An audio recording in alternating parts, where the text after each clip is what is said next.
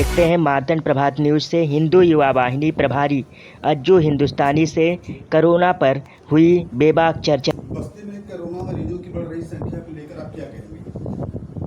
बस्ती ही नहीं, मैं पूरे देश की भी चर्चा करूंगा जी कि निजामुद्दीन में जो मरकज तबलीगी जमात के लोग पूरे देश में 30% जिस तरह से उनका आंकड़ा बढ़ा है, उस तरह से इस देश को नुकसान पहुंचाने के लिए, और उत्तर प्रदेश में 59% नुकसान पहुंचाने की योजना रचना बनाई। अभी जो नया खुलासा हुआ है आप लोगों के माध्यम से, तबलीगी जमात और रोहिंग्या मुसलमान उस मरकज में कर क्या रहे थे। मरकज के अंदर उनकी मीटिंग चल रही थी और लंबी मीटिंग चल रही थी, पूरे देश को के हिंदू समाज का नुकसान पहुंचाने के लिए। और आज आप दिख भी रहा है, जगह जगह संतरे पर, केले पर, सब्जी पर थूका जा रहा है। पुलिस, डॉक्टर, प्रशासन को मारा जा रहा है। ये जानबूझकर गुंडागर्दी की जा रही है। इस देश को में जानबूझकर रोहिंग्या, निश्चित तौर पर रोहिंग्या मुसलमान बहुत ही कट्टरवादी, और कट्टरवादी ही क्यों कहूँ, वो काटने और पीटने की तुरंत कार्य करते हैं।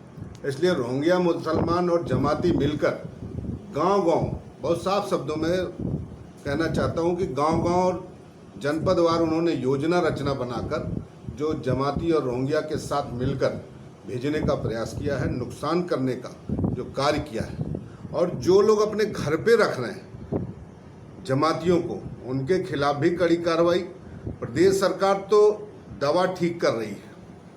निश्चित तौर पर मैं पूज्य योगी जी ने जो कार्य किया है, देश और दुनिया में उसको सीख लेनी चाहिए, क्योंकि ये कोरोना वायरस है, खाते हमारी है और गुणगान पाकिस्तान का गाते हैं।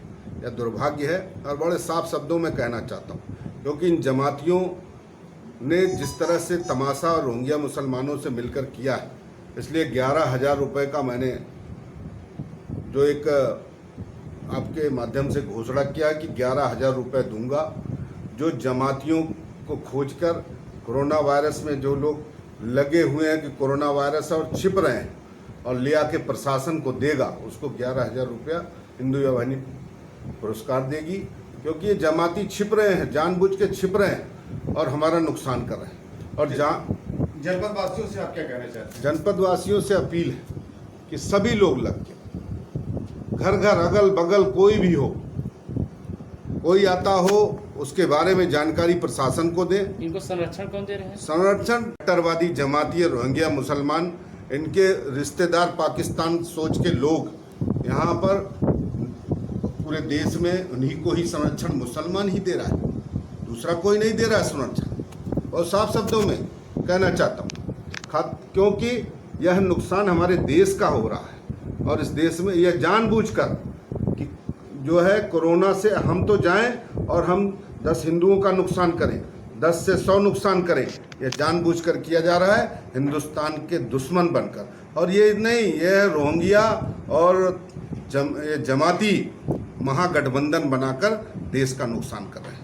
ये महागठबंधन इन्होंने बनाया है। इसलिए मैं आपके माध्यम से इस बात को कहना चाहता हूँ कि कड़ी कार्रवाई हो। इनके पास फंडिंग कहाँ से आई, इनके पास जो फंडिंग कहाँ से आई, ये कैसे किस आधार पर आ गए, और जो लोग, चाहे वो कितना बड़ा अधिकारी हो, जो लोग इसके बीच में आए और इनको लाने का प्रयास किए, लाकर उनको जमातियों को बैठाने का प्रयास किए, चाहे अधिकारी हो, चाहे जो भी हो, कितना बड़ा पॉलिटिशियन हो, उसको भी कटघरे में खड़ा करना चाहिए और सलाखों पीछे भेजना चाहिए।